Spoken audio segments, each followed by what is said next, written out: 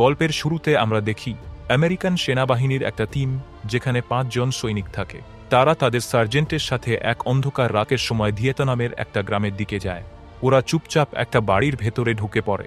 ঘরের সবাই তখন গভীর ঘুমে ছিল।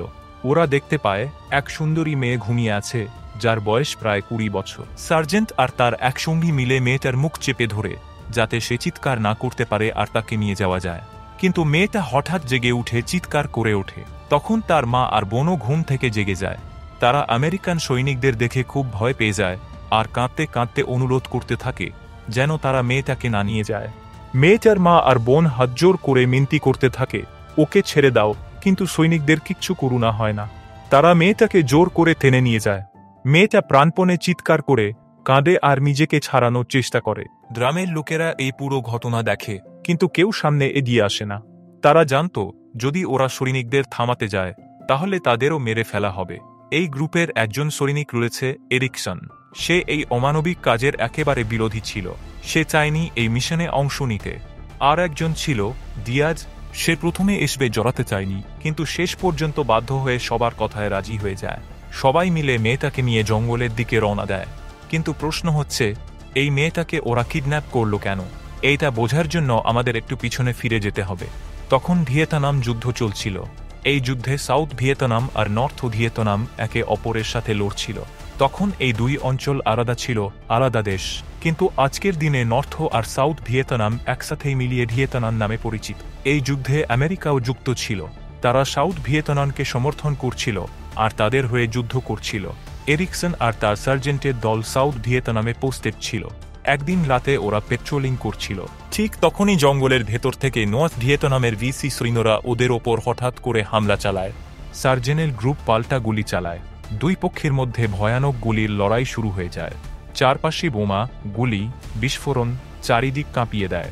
এই গোলাগুলির মধ্যে এরিকসন একটা গর্তে পড়ে যায় আর আটকে পড়ে। এই গর্তটা ছিল এক টানেল, যেখানে নর্থ ভিয়েতনামের সৈন্যরা লুকিয়ে থাকত। হঠাৎ এক শত্রু সৈনিক সেই টানেলের ভেতর থেকে ছুরি নিয়ে এরিকসনের ওপর ঝাঁপিয়ে পড়ে।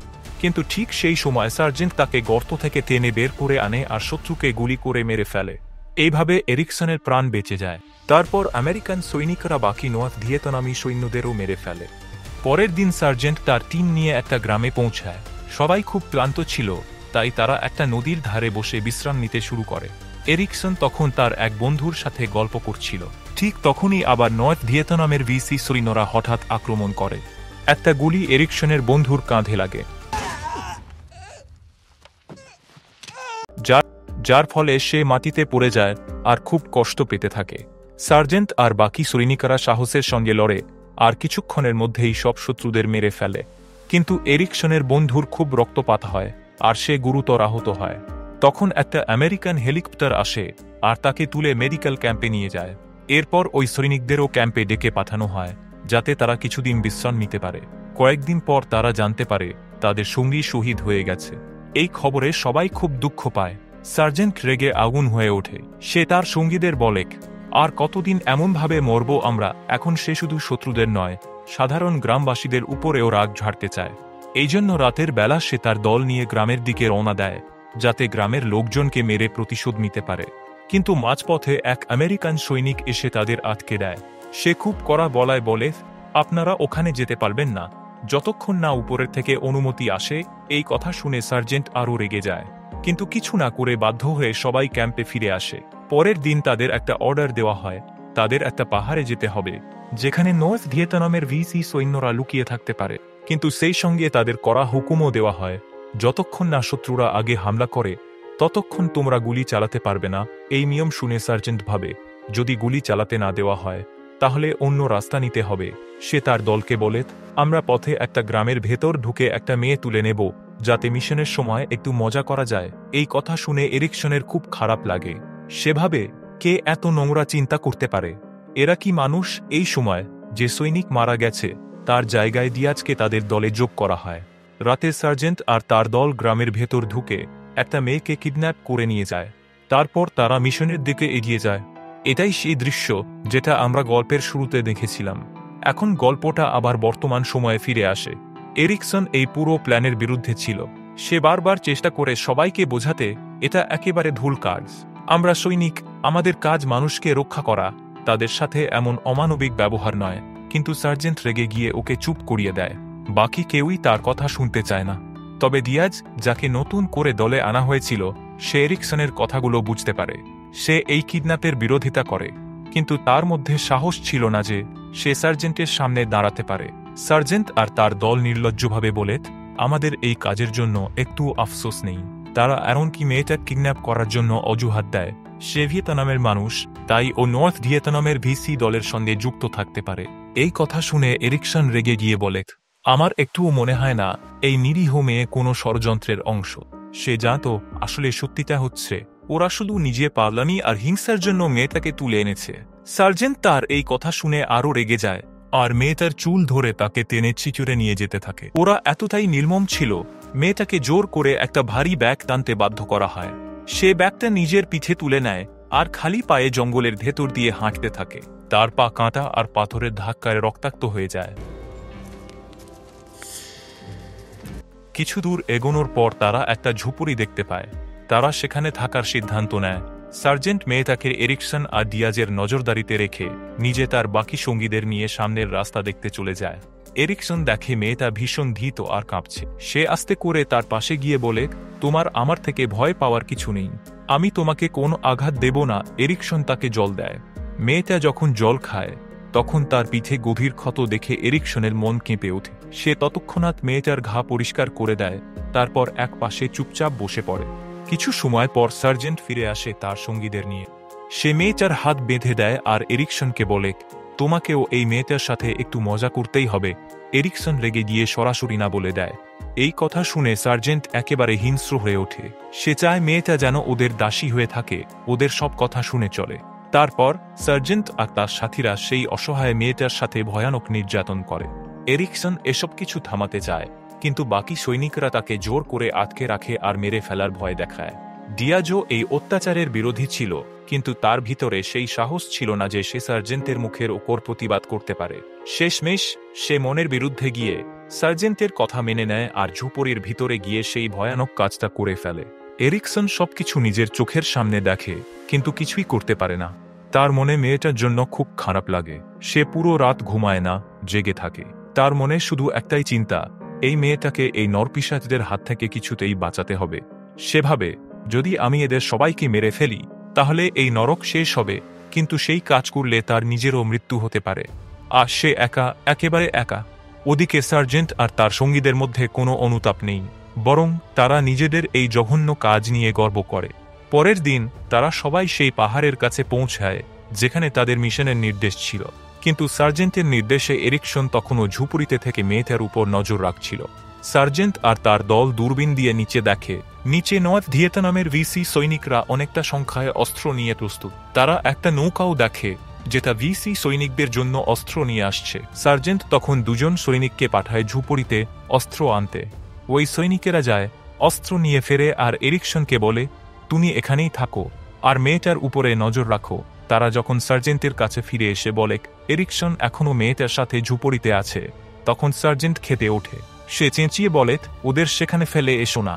এরিকসন মেয়েটাকে নিয়ে পালাতে পারে, যাও ওদের নিয়ে এসো এখানে। তারপর একজন সৈনিক ঝুপড়ির দিকে রওনা দেয় এরিকসন আর মেয়েটাকে নিয়ে আসার জন্য। ওদিকে এরিকসন দেখে মেয়েটা আরও দুর্বল, আরও বেশি আহত আর অসুস্থ হয়ে গেছে। সে যখন মেয়েটার দিকে এগোয়, মেয়েটা ভয়ে পেছনে সরে যায়। এরিকসন তখন আস্তে করে বোঝায়, আমি তোমায় কোনো ক্ষতি করব না, দেখো তোমার জন্য খাবার আর জল এনেছি। খিদে কাতর মেয়েটা তাড়াতাড়ি খেতে শুরু করে। সে অনেকক্ষণ ধরে না খেয়েছিল। এরিকসন তখন মেয়েটাকে বলে, ভয় পেও না, আমি তোমায় এখান থেকে বের করে নিয়ে যাব। সে ভাবতে থাকে মেয়েটাকে নিয়ে পালিয়ে যাবে, কিন্তু তখনই তার মনে হয়, আমি যদি ওকে নিয়ে পালিয়ে যাই তাহলে আমারই দোষ হবে। সবাই ভাববে আমি আমার টিমকে ছেড়ে পালিয়েছি, আমার বদনাম হবে। তাই সে মেয়েটাকে বলে, তুমি একাই পালিয়ে যাও, যত তাড়াতাড়ি পারো এখান থেকে চলে যাও।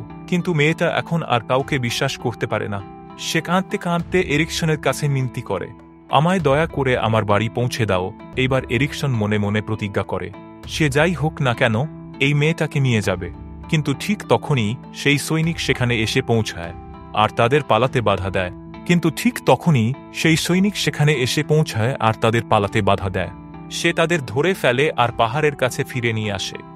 যেখানে সার্জেন্ট আর বাকি সৈনিকেরা পাহাড় থেকে নিচে নোয়াত ভিয়েতনামের ভিসি গ্রুপকে নজরে রাখছিল। ঠিক তখনই মেয়েটা জোরে জোরে কাশতে শুরু করে।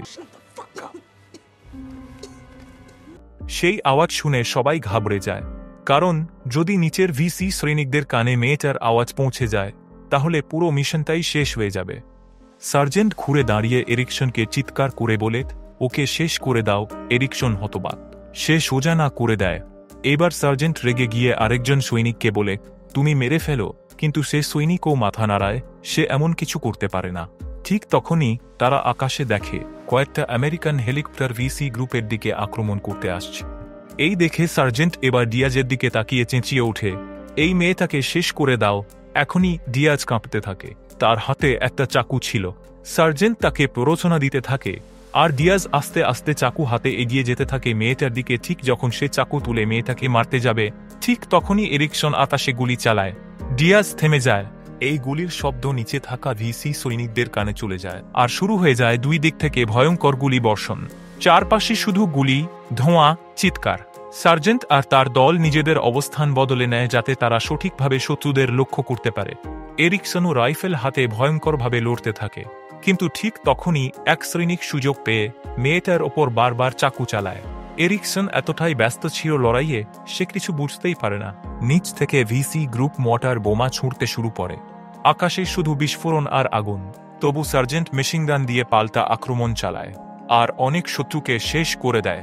এই সময় মেয়েটা ভয়ঙ্করভাবে আহত হয়ে পড়ে, তার শরীর থেকে ভয়ানক রকম রক্ত বেরোচ্ছে। সে কোনো রকমে উঠে দাঁড়ায় আর লড়তে লড়তে অস্থিরভাবে দৌড়াতে চেষ্টা করে। সার্জেন্ট আবার আদেশ দেয়, ওকে শেষ করে দাও।